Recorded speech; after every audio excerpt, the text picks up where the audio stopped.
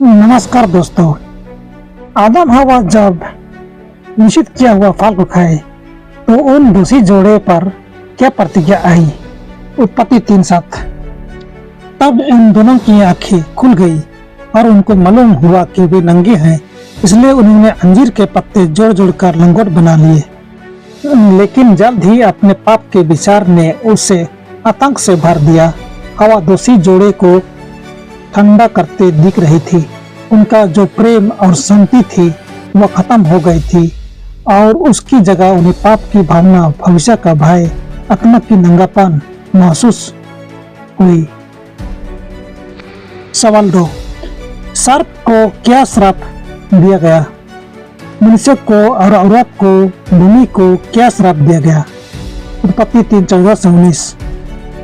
तब यहोवा परमेश्वर ने सर्प से कहा, तूने जो यह किया है इसलिए तू सब घरेलू पशुओं और सब जंगली पशुओं से अधिक श्रापित है। तू पेट के बल चला करेगा और जीवन भर मिट्टी चटता रहेगा, और मैं तेरे और इस स्त्री के बीच में और तेरे वंश और इसके वंश के बीच में बैर उत्पन्न करूंगा। वह तेरे सिर को कुचल डालेगा और तू उसकी एड़ी को डासेगा। फिर स्त्री से उसने कहा, मैं तेरी पीड़ा और तेरे गर्भवती होने के दुख को बहुत बढ़ाऊंगा। तू पीड़ित होकर बच्चे उत्पन्न करेगी और तेरी लालसा तेरे पति की ओर होगी और वह तुझ पर प्रभुता करेगा। और आदम से उसने कहा, तूने जो अपनी पत्नी की बात सुनी और जिस बीज के फल के विषय मैंने तुझे आज्ञा दी थी कि तू उसे न खाना, उसको तूने खाया है, इसलिए भूमि तेरे कारण श्रापित है। तू उसकी उपज जीवन भर दुख के साथ खाया करेगा और वह तेरे लिए कांटे और उठकारे उगाएंगे और तू खेत की उपज खाएगा और अपने माथे के पसीने की रोटी खाया करेगा और अंत में मिट्टी में मिल जाएगा, क्योंकि तू उसी में से निकाला गया है। तू मिट्टी तो है और फिर तू मिट्टी तो है और मिट्टी में ही में मिल जाएगा। मनुष्य को बटिया से क्यों निकाला गया? उत्पत्ति 3:22-23। फिर यहोवा परमेश्वर ने कहा, मनुष्य भले बुरे का ज्ञान पाकर हम में से एक के समान हो गया है, इसलिए अब ऐसा ना हो कि वह हाथ बढ़ाकर जीवन के वृक्ष का फल भी तोड़कर खा ले और सदा जीवित रहे। इसलिए यहोवा परमेश्वर ने उसको अदन की बटिका में से निकाल दिया कि वह उस भूमि पर खेती करे जिसमें से वह बनाया गया था। आदम के पाप के परिणाम स्वरूप पूरे मानव परिवार पर क्या प्रभाव पड़ा? उत्पत्ति 2:17। पर भले या बुरे के ज्ञान का जो वृक्ष है उसका फल तू कभी न खाना, क्योंकि जिस दिन तू उसका फल खाएगा उसी दिन अवश्य मर जाएगा। रोमियो 5:12। इसलिए जैसा एक मनुष्य के द्वारा पाप जगत में आया और पाप के द्वारा मृत्यु आई, और इस रीति से मृत्यु सब मनुष्यों में फैल गई, क्योंकि सब ने पाप किया। आदम के पाप के परिणाम स्वरूप पूरे मानव पर मृत्यु आई। याद रखें, परीक्षा पाप नहीं है और यह कोई संकेत नहीं है कि परमेश्वर हमसे अप्रसन्न है।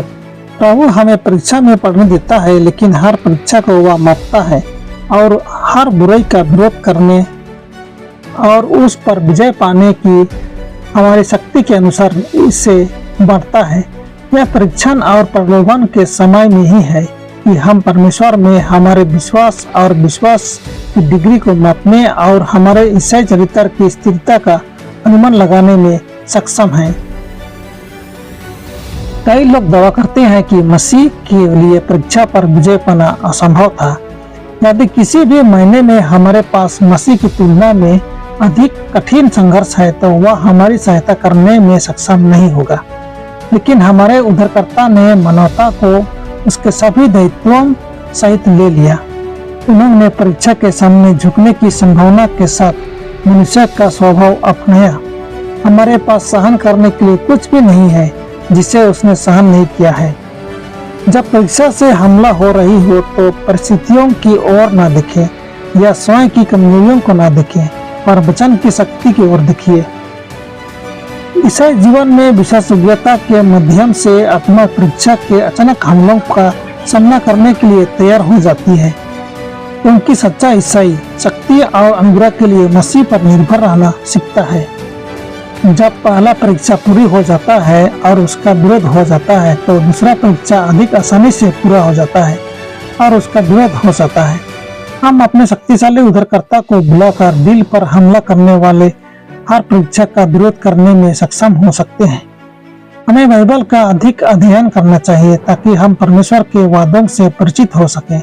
फिर जब शैतान आत्मा को अपने प्रलोभनों से भरता हुआ आनंद अंदर आता है, जिससे कि वह निश्चित रूप से चाहता है, तो हम उससे यह कहते हुए मिल सकते हैं कि यह लिखा है, मत्ती 4:4। हम परमेश्वर के वादों से बंद हो सकते हैं जो आग की दीवार के जैसे होगा। परमेश्वर आप सबों को ढेर सारा आशीष करे। आमीन।